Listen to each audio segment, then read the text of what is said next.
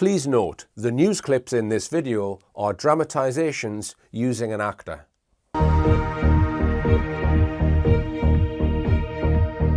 The UK government will soon be introducing fundamental changes in how money works.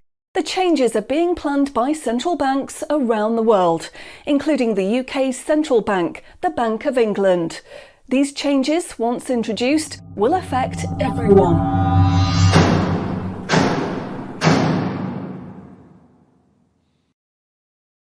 So, what are these changes really about?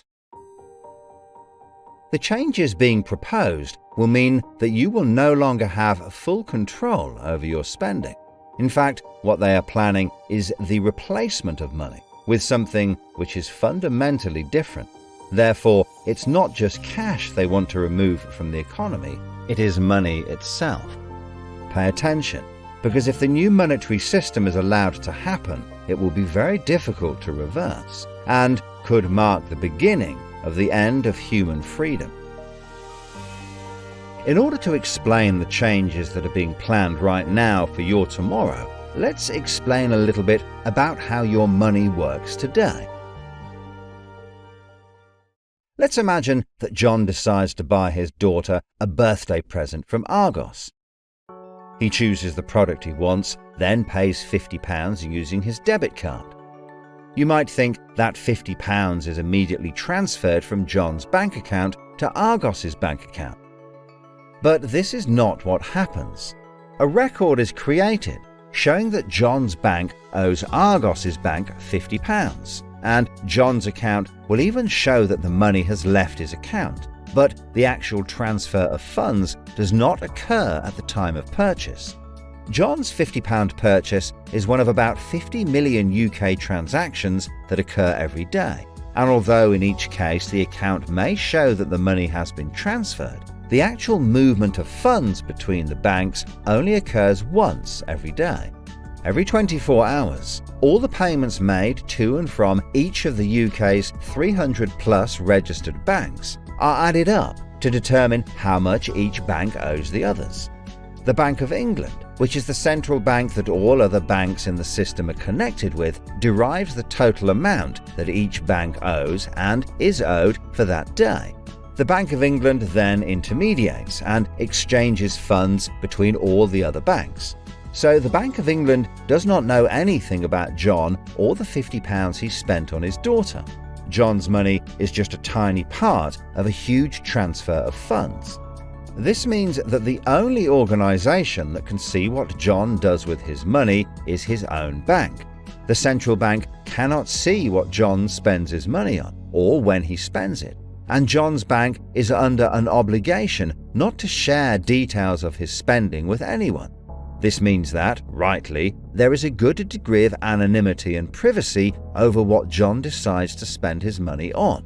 This, in turn, means that a government or central authority, such as the Bank of England, cannot directly restrict John when he uses his debit card, because it has no visibility of what John is doing with his money. If John had paid for the present with £50 of cash, then the purchase would be completely anonymous. Nobody, including John's bank, would know what he had spent his money on. So, cash transactions are truly anonymous, and debit card transactions have a high degree of anonymity, because only your bank can know about them. So, what is this new system? The name of the new system is called Central Bank Digital Currency, or CBDC. It sometimes has other names, such as smart money. Here's how it works. Let's imagine that John, again, decides to buy his daughter a birthday present from Argos. His mobile phone has a smart money wallet or app on it, from which he pays £50 for the product. The app communicates directly with the central bank, the Bank of England, and the money is transferred from his digital wallet to Argos's digital wallet in less than a second. The transfer of funds occurs at the time of purchase, and the transaction is recorded and approved by a centralized computer system on a centralized blockchain. A blockchain is a special computer program that records information very reliably and cannot be amended. The centralised computer system runs continuously and can deal with hundreds of transactions per second as they occur throughout the entire economy, processing all of the public's purchases being made by millions of digital wallets. This sounds fantastic and is so much quicker and simpler than the old system. But there is a fundamental difference, which is that all transactions are centralised in real time as they happen. In other words, one system will be able to know about every single digital transaction in the economy as the transactions occur. This is the critical difference with the new digital monetary system that everyone needs to be aware of. All transactions are centralised in real time as they happen. The people who are planning this new system have made it clear that it would be useful, in their eyes, to use artificial intelligence algorithms in real time to block certain public transactions for a range of different reasons. So, what does this mean for John? Let's just say there is another lockdown and the government want to stop the public moving about the country. With this new system, they could introduce a simple change. That would mean John's wallet would only work if he was located within a certain distance of his own home. Argos is 2 miles from John's house, and he decides to go and buy his daughter a birthday present. He attempts to pay £50 for the product with the app. The app communicates directly with the Bank of England's computer system, and the system rejects John's payment before it is made, because the system knows that John is 2 miles from his own home, and John's wallet has been limited to spending within just 1 mile. John cannot now buy anything unless he moves closer to his own home. His money is now useless if he wants to go anywhere. Why doesn't John just use cash? That would be a good solution for John as long as cash is still in use. So, how might this new system be introduced? The Prime Minister called an emergency meeting today to discuss the unprecedented slide into economic recession in the UK and global economies. Inflation is out of control, and high interest rates are causing thousands of house repossessions. All cash points and over-the-counter cash services are now frozen, and millions of people face losing their life savings as a number of high street banks are declared insolvent. The government and the Bank of England are accelerating the introduction of a new central bank digital currency, which all bank customers in the UK will be able to receive in exchange for their existing money, which in many cases is now unobtainable from their bank accounts.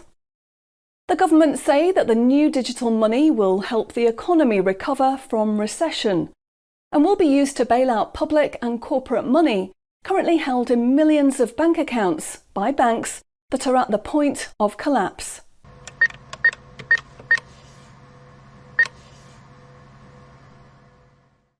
It says cash unobtainable from this account. It's frozen our money. Bleeding hell, John. How much have we got in the house? We've only got £120, and when that's gone, nothing. I don't believe it. The bank's frozen our money. We've got £25,000 in that account and no way of getting it back. Download your central bank CBDC wallet app today and get bonus digital pounds free. If you exchange your existing bank funds into your digital currency wallet now, you will receive free digital pounds for each account you exchange. You can then spend from your digital wallet by using your phone app, exactly like a debit card. Download the free app now from the UK government website or the App Store. John, we need to download the digital wallet thing. See if we can transfer it in. We've got no other option, love. Wow, it's transferred and it's given us some bonus money. I can't believe it. How do you know it's worked? It's worked, love. Everyone's using this money now. Right, I'm off down Tesco to try it out. Sorted. Recent figures show that the public's use of cash has halved in the last 12 months. Experts say this is due to the success and sheer convenience of the new CBDC digital money. The government has announced that all cash will be phased out completely over the next 3 years. I can't remember the last time I used cash. It seems so cumbersome and old-fashioned, fiddling about with coins every time you want to buy something. It's much easier now.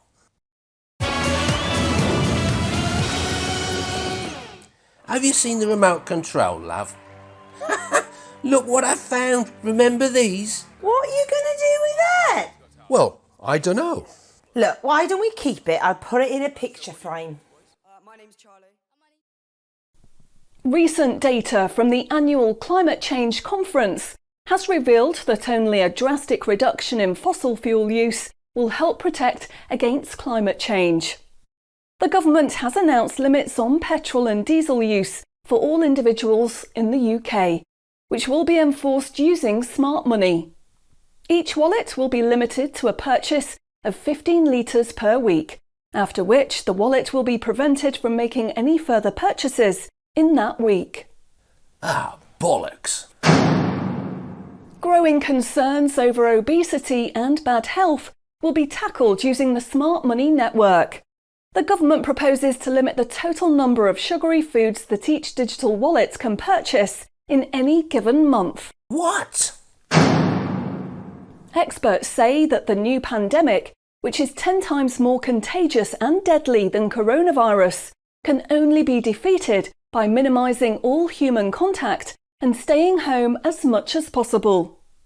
In order to enforce this, all digital wallets will only work within 1 mile of the address at which they are registered. Shopping times will be staggered so that you can only make purchases for a 2-hour period each day. All non-essential item purchases will be rejected. Jesus Christ. The government, in a move to stimulate growth in the economy, is trying to ensure that all benefit money paid out to the public is spent within an appropriate time period. From the 1st of August, all benefit payments, including the new social credits, should be spent within 2 months of receiving them. Benefit money will expire and be of no use if it is not spent within the 2-month period. Blimey, they're putting a shelf life on money. Vaccination uptake for the latest pandemic is now at 95%. Anyone who has not been vaccinated will have restrictions placed on their wallets. For the 5% unvaccinated, spending will only be allowed at certain times and within 1 mile of home. Certain goods, such as alcohol, travel tickets and restaurant purchases, will not be available for those who have not been vaccinated, and their digital wallets will not work outside of the UK. Wow. Concerns are growing over people who grow and supply their own food outside of government-approved companies. The government will be restricting the purchase of all seeds and other farming products for anyone that is not a registered farmer. What are they doing that for? The government is trying to reduce the amount of red meat people eat in their diet for environmental and health reasons. Digital wallets will only be allowed to purchase 8 ounces of red meat per week. How much is 8 ounces? In order to protect the environment, the government is introducing limitations on the amount each wallet will be able to spend on the following products: aerosol cans, single-use plastics, coal, meat, chocolate, fish and coffee. What about fags? In a move to encourage good behaviour, the government is awarding digital currency direct to your wallet if you report on anyone breaking lockdown rules or report on individuals expressing extremist views. Anyone deemed to be expressing extremist views may in turn have restrictions placed on their wallets. What's that mean, extremist views? If you give up your cash, you will give up freedom for yourself, and you will give up the freedom of generations to come. It's not the convenience of the new money that is important. What is important is the fact that centralized administration of smart money could be used to control every aspect of your life. Say yes to keeping cash and say no to centrally controlled smart money. What they are going to propose is not money, it is a social control system. Please spread this message.